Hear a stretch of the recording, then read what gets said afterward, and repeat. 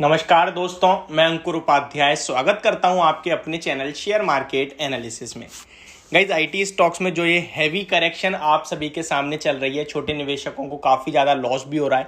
But लोगों का भरोसा कहें या फिर लॉस में ना बेचने की प्रॉब्लम कहें, वो तो मुझे समझ नहीं आता। लेकिन हाँ, ये ज़रूर है कि इन स्टॉक्स में लोगों की पोजीशन हैवीली बनी हुई है। बहुत सारे ऐसे निवेशक हैं जिन्होंने ऊपर की रेंज पर विप्रो हो या इन्फोसिस खरीद रखे हैं एंड अभी हैवी लॉस में है। एंड काफ़ी तरीके की वीडियोस इन पे बन रही हैं। लाइक मेरी तरह ही बहुत सारी वीडियोस लोग बनाते हैं। कुछ नेगेटिव हो रहे हैं, कुछ पॉजिटिव हैं, कुछ कह रहे हैं ये अपॉर्चुनिटी है एंड कुछ कह रहे हैं बेच दो, वहां जाएगा वहां जाएगा।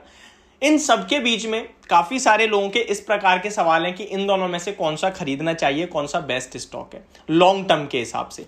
मैं आपको एक चीज बता दूं, जो लोग बेचने की रिकमेंड कर रहे हैं वो भी ठीक है एंड जो लोग कह रहे हैं ये बेस्ट अपॉर्चुनिटी खरीदने की वो भी ठीक है। जो लोग कह रहे हैं यहां से ऊपर जाएगा वो भी ठीक है, जो लोग कह रहे हैं यहां से नीचे जाएगा वो भी ठीक है। पता है क्यों? दोनों का व्यू जो है अलग अलग है। अगर अगले 3 महीने के लिए कोई विप्रो के बारे में पूछे तो शायद मैक्सिमम लोग ये बोलेंगे कि गिरेगा, नेगेटिव है, जो कि बिल्कुल ठीक है। लेकिन वहीं अगर उसी बंदे से ये पूछे कि अगले 1 साल में, तो वो कहेगा ये अपॉर्चुनिटी है, खरीदना चाहिए। हो सकता है वो ये राय दे दे आपको कि यहां नहीं, थोड़ा नीचे खरीदना चाहिए। बट कितना नीचे ये शायद आपको कोई नहीं बता पाएगा। इनफैक्ट कंपनी का मैनेजमेंट खुद भी आ जाए वो भी नहीं बता पाएंगे। ऐसे में मैं आप सभी के साथ 2 स्टॉक्स विप्रो इन्फोसिस दोनों पे वीडियो लेके आया हूं। दोनों के बारे में डिटेल में समझाऊंगा एंड उसके बाद आप पे छोड़ूंगा आपको कौन सा पसंद आता है एंड मैं भी अपना व्यू दूंगा कि मुझे कौन सा पसंद आता है। तो चलिए बिना किसी देरी के वीडियो को स्टार्ट करते हैं, आगे बढ़ाते हैं एंड डिस्कस करते हैं। तो सबसे पहले बात करते हैं विप्रो के स्टॉक के बारे में कि विप्रो में कैसा हिसाब किताब देखने को मिल रहा है कहीं ना कहीं। तो चलिए विप्रो के बारे में बात करते हैं एंड छोटी छोटी कुछ स्पेशल चीजें शेयर करूंगा आप सभी के साथ। विप्रो की बात करें तो कंपनी का पैट 10,868 करोड़ से बढ़कर 12,243 करोड़ पे आया है। दैट मीन्स ऑलमोस्ट 12-14% का जंप आप सभी ने देखा है। चलिए ठीक है। ग्रॉस प्रॉफिट मार्जिन 23% के, ऑपरेटिंग प्रॉफिट मार्जिन 23.64% के, नेट प्रॉफिट मार्जिन 15.44% के। ये तीनों ही FY21 के मुकाबले गिरे हैं FY22 में। तो ये एक बात है, लेकिन फिर भी बहुत अच्छे हैं, बट नेगेटिव है। पिछले साल के मुकाबले देखेंगे तो कंपेयर करेंगे तो नेगेटिव है। रिटर्न ऑन इक्विटी कंपनी का 20.35% है। Return on capital employ company का 20.45% है। तो अच्छा ही कह सकते हैं। वैल्यूएशन वाइज कंपनी का प्राइस टू अर्निंग लगभग, मैं आपको एग्जैक्टली बताऊं तो कंपनी का प्राइस टू अर्निंग अराउंड 17 के टाइम्स पे स्टॉक ट्रेड करता हुआ दिख रहा है आपको, एग्जैक्टली 17.67 टाइम्स पे। And price to book value देखें तो 3 टाइम्स की प्राइस टू बुक वैल्यू पे स्टॉक ये आपको मिल रहा है। तो कोई महंगा स्टॉक नहीं है, एक शानदार स्टॉक, एक 3rd largest IT company, in fact 4th है अभी तो, 4th लार्जेस्ट आईटी कंपनी आपको अगर 3 टाइम्स की प्राइस टू बुक वैल्यू पे मिले तो मेरे हिसाब से बहुत ही रीजनेबल है। इनफैक्ट अगर आप देखेंगे तो ये स्टॉक ऑलमोस्ट अपने, अगर इसी की रेंज से कंपेयर करेंगे तो 5 साल के निचले स्तर पे ही आपको ऑलमोस्ट मिलेगा। स्टॉक में रिसेंटली काफी बड़ा ब्रेकडाउन हुआ है 400 के नीचे। फ्राइडे के सेशन में 18 मंथ्स के लो पे स्टॉक आ गया है। तो मेन चीजें मैंने आपके साथ इस स्टॉक के बारे में शेयर करी है। शेयर होल्डिंग पैटर्न भी मैं आप सभी के साथ थोड़ा सा शेयर करना चाहूंगा।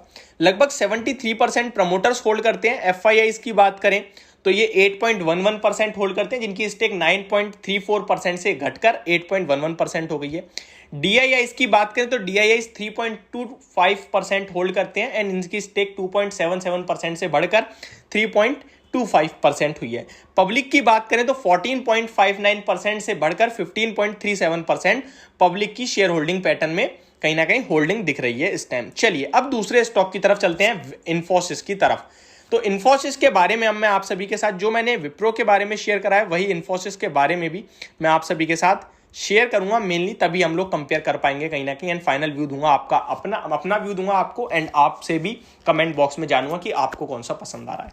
तो देखिए इसका पैट 19,423 करोड़ से बढ़कर 22,146 करोड़ का है। दैट मीन इसका पैट थोड़ा ज्यादा बड़ा है विप्रो के मुकाबले।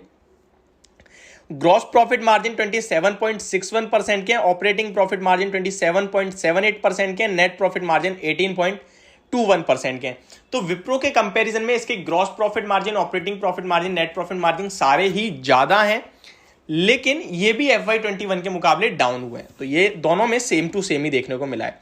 रिटर्न ऑन इक्विटी कंपनी का 32.34% का है। रिटर्न ऑन कैपिटल एम्प्लॉयड 39.66% का है। दोनों ही बहुत ही ज्यादा शानदार है एंड विप्रो के कंपैरिजन में ऑलमोस्ट डबल है, तो बहुत ज्यादा स्ट्रॉन्ग दिख रहा है।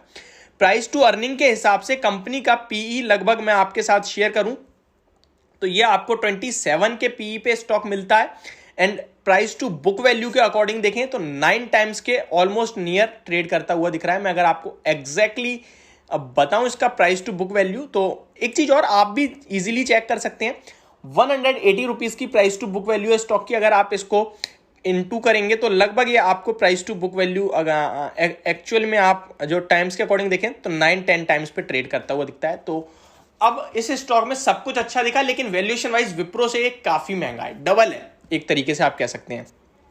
चलिए और कुछ बताऊं, ऑलमोस्ट डेट फ्री है, कैश रिच कंपनी है। शेयर होल्डिंग पैटर्न भी इस स्टॉक की हम लोग अब देख लेते हैं।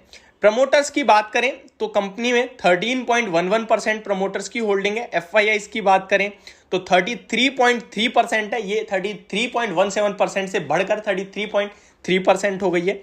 डीआईआईस की बात करें तो 16.31% से बढ़कर 17.1% हो गई है, तो यहां भी बहुत अच्छा है। पब्लिक की बात करें तो 37.06% से घटकर 36.16% हो गई है, यानी बड़े निवेशकों का भरोसा बन रहा है, छोटे निवेशकों ने थोड़ी पोजीशन घटाई है। अब मैं अपना फाइनल व्यू दूं तो मेरे हिसाब से विप्रो और इन्फोसिस के कंपैरिजन में विप्रो से इन्फोसिस हर जगह ज्यादा है एक्सेप्ट वैल्यूएशन में थोड़ा सा विप्रो सस्ता दिखता है। मुझे लगता है ज्यादा गिरावट होने के चक्कर में विप्रो में परसेंटेज वाइज हो सकता है शॉर्ट टर्म में ज्यादा रिटर्न्स आए, लेकिन लॉन्ग टर्म में मुझे लगता है इन्फोसिस एक आउट परफॉर्मर है एंड वही आउट परफॉर्मर रहेगा विप्रो के कंपैरिजन में। बाकी दोनों स्टॉक्स अच्छे हैं, अगर मैं होऊंगा तो मैं यहाँ पे इन्फोसिस ज्यादा प्रेफर करूंगा खरीदना। तो ये मेरी वीडियो, होप आपको समझ में आई हुई। कमेंट में आप भी बताइए आपको कौन सा पसंद आ रहा है। Thank you so much for watching this video, have a great day guys.